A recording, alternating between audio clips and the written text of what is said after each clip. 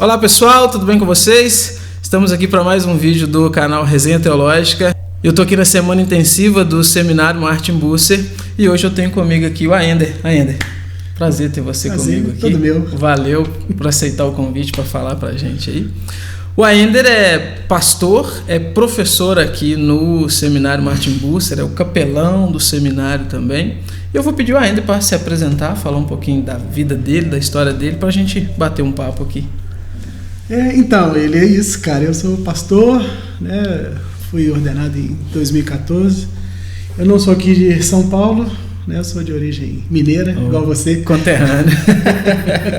De Belo Horizonte. Legal. Eu pastorei a Igreja Esperança lá. E vim aqui para São José. Vai fazer 2 anos agora que eu estou aqui. Vim para trabalhar como capelão do seminário, né? E esse tem sido o que me ocupa mais. 2 anos já? Já vai para 2 anos. O tempo voa. Mas e aí, como é que foi o seu começo, essa caminhada até chegar aqui no Martin Bucer, até chegar aqui em São José dos Campos? Cara, essa história é longa. Eu fui aluno do seminário, né? Então, eu estudei aqui de 2013 a 2016. E logo em seguida eu já comecei a vir nas semanas intensivas para apoiar os alunos, estar mais perto e conseguir ali fazer algum tipo de auxílio, né, com relação à capelania, até que surgiu essa oportunidade de vir morar aqui e vir com a família, né? Então, o trabalho que mais me ocupa é esse, né? Eu tenho outros trabalhos também, porque eu não fico de tempo integral no seminário, né? E sirvo a Igreja da Trindade aqui, né? Como sou membro da igreja, tenho participado lá, liderando os encontros de casais, né? Então, a minha rotina é basicamente essa, assim. E durante a semana tem alguns trabalhos também na clínica, que eu sou psicólogo, né? Legal. Como você falou, eu trabalho numa clínica aqui na cidade. Muito bom. Muito bom. Você teve um tempo, um envolvimento com o judaísmo, judaísmo messiânico, enfim. Como é que foi isso? Conta um pouquinho pra gente. Então, a minha origem mesmo é cristã, né?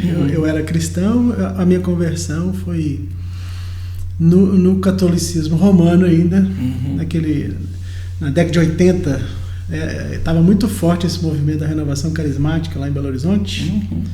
Então, assim, a minha conversão se deu ali, né? Então, com o passar dos anos, eu devo ter ficado aí uns 8 anos na renovação carismática, passei a frequentar uma igreja batista. A minha origem, né, no protestantismo é batista. Então era uma igreja lá do nosso bairro e eu sempre envolvido, né, com estudo, gostava muito, né, o pastor, aquela coisa da escola dominical. Então era muito empolgante, porque nós saímos do catolicismo por causa desse estudo bíblico, que a gente ficou fascinado, assim, né? Com a escola dominical, principalmente. Era que naquela época eu tinha 12 anos ali. Fui batizado em 88, nessa igreja. Então foi um negócio que marcou muito a minha vida. Era a escola bíblica. Então, assim, aí com o passar dos anos, eu, como muitas pessoas, a gente vai se deparando com algumas coisas dentro da igreja, e aí eu confesso, eu falo que essa é uma página negra da minha história. Porque eu já, né, a gente vive no contexto de igreja ali. Eu sempre participei de ministério de música, liderança, ensino.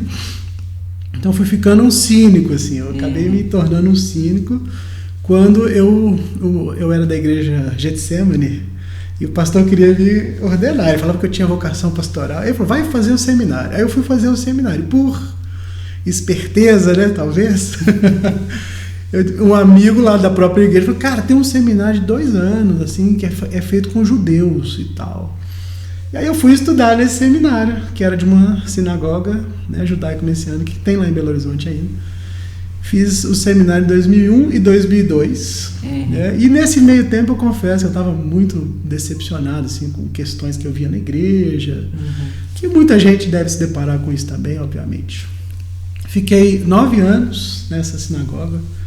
Lá eu cheguei a ser Razan. Razan é o mestre de cerimônia, né? É a pessoa que faz as leituras em hebraico do texto do rolo, né? Da Torá. Então tinha toda uma liturgia. A liturgia é muito bonita.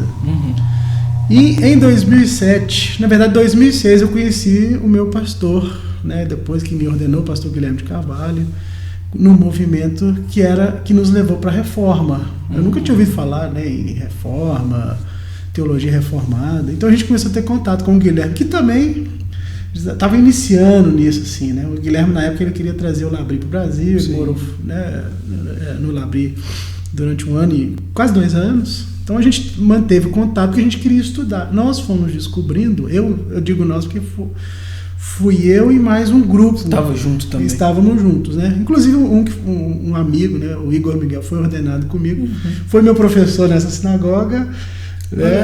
E a gente saiu junto depois, assim. Né? Um grupo de irmãos. Ele pastoreia hoje lá. Pastoreia a mesma igreja, a gente foi ordenado no mesmo dia, a gente é muito amigo. Que legal. Então, assim, o Igor ele era uma figura lá dentro. Eu falo isso com ele, se ele ver o vídeo, ele vai me brigar comigo.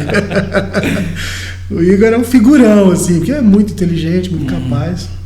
E nesse contato com a teologia reformada, a gente, né, outros irmãos também, o Emerson, o André Tavares, começou a questionar bases desse movimento. A gente não sabia nada sobre patrística, sobre escolástica. O que tem no judaísmo messiânico brasileiro são as bases deles, teológicas e filosóficas, vêm de um movimento americano, né, que a gente dá o nome de restauracionista, que é o que tem muito as igrejas, geralmente as igrejas que estão muito ligadas com esses movimentos neopentecostais têm essa visão de voltar às raízes do primeiro século, né? Aqui no Brasil tem uma igreja bastante conhecida, que é a Igreja de Cristo, que é a mesma igreja que teve essa origem americana com esse tipo de doutrina. O que essa doutrina ensinava? Que nada que a igreja produziu a partir do primeiro século tinha validade. Uau! Absolutamente nada. Então, por isso que eles têm essa ideia de voltar às raízes do primeiro século.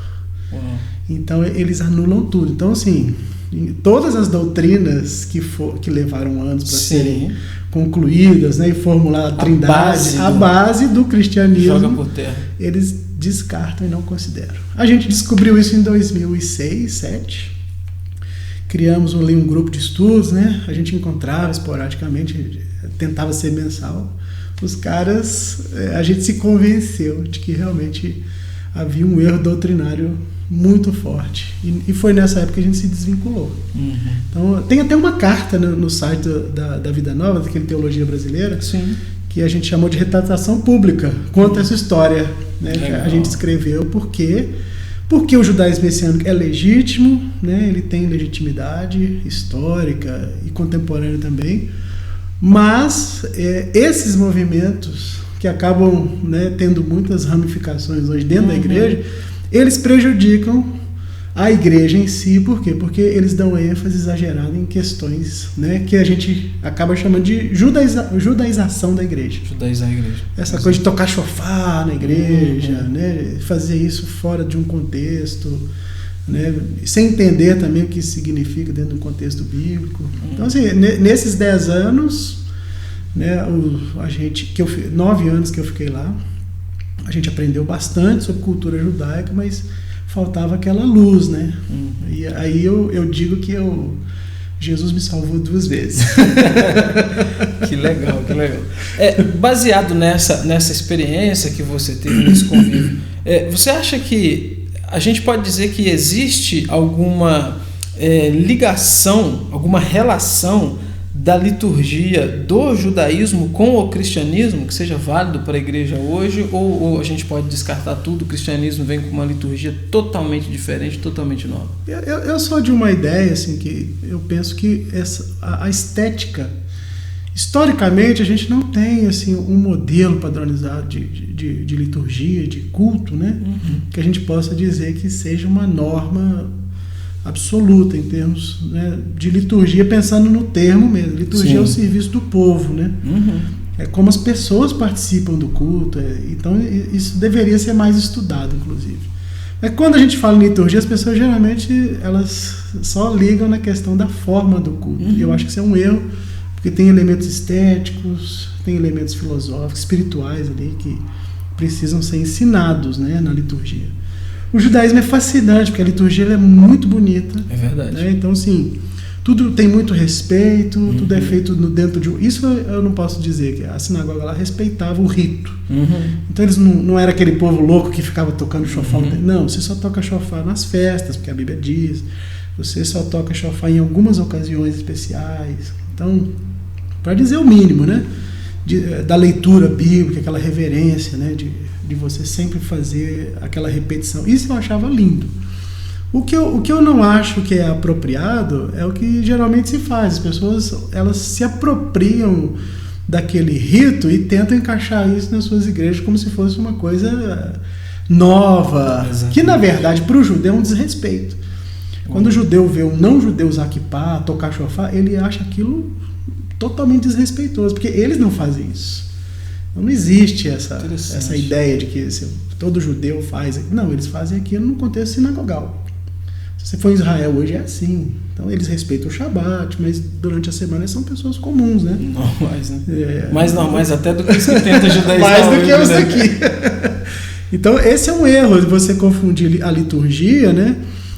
Por exemplo, você adaptar festas, por exemplo, eu não vejo problema nenhum em você fazer uma adaptação das festas ou dos símbolos que estão ali, né, e explicar isso para a sua igreja num contexto, né, não do próprio culto, mas no contexto de festas, por exemplo. Né? O cristianismo é muito avesso à questão do calendário. Né? A gente devia aprender isso um pouquinho mais com os irmãos anglicanos. Sim, isso é verdade. Né? Então eles estão ligados. O calendário é uma forma de se conectar com o tempo. E as festas, né, os feriados cristãos, eles deveriam remeter àquela marca temporal, né, do que aquilo significa. Então, eu não vejo com maus olhos você celebrar esse tipo de festa, mas sem os exageros, né? E sem também entender o que significa os símbolos. Fazer por fazer. Fazer por fazer. Vamos fazer só porque é bonito, ou porque o judeu faz. Né? Isso perde o sentido completamente. Já tem 2 anos, nesses 2 anos que eu estou aqui, a gente celebrou uma Páscoa judaica com as irmãs. Não era um culto, não foi na igreja. Sim, claro. Nós servimos à mesa e aí eu faço todas as explicações daqueles símbolos à luz de Lucas capítulo 22. Que legal. Que é o que Jesus faz ali celebrando, né? A gente fala dos cálices, do que tinha na mesa. Então é diferente de você fazer isso todo dia. A gente não celebra a Páscoa fora da Páscoa. Exatamente. Né? Então essas coisas que acabam assim, vamos fazer isso para chamar as... Não é para chamar as pessoas, é porque aquilo tem um significado temporal. E diferente de introduzir isso no culto também, né? Muito diferente, não precisa colocar a vela, castiçar os negócios, né, em fora de época, a menos que seja Arca da Aliança. Arca da Aliança, isso não significa nada, né? Inclusive isso é um escândalo para o judeu. O judeu, quando vê, ele assusta, ele não entende essas coisas. Isso realmente não faz parte da liturgia. Isso só teria sentido se o templo não tivesse sido destruído no ano 70. Verdade. Ainda. Legal. Valeu pelo papo. Beleza, cara. Valeu. Tivemos aqui a Ender com a gente. Até mais, pessoal. Até os próximos vídeos desse canal. Valeu, pessoal. Valeu.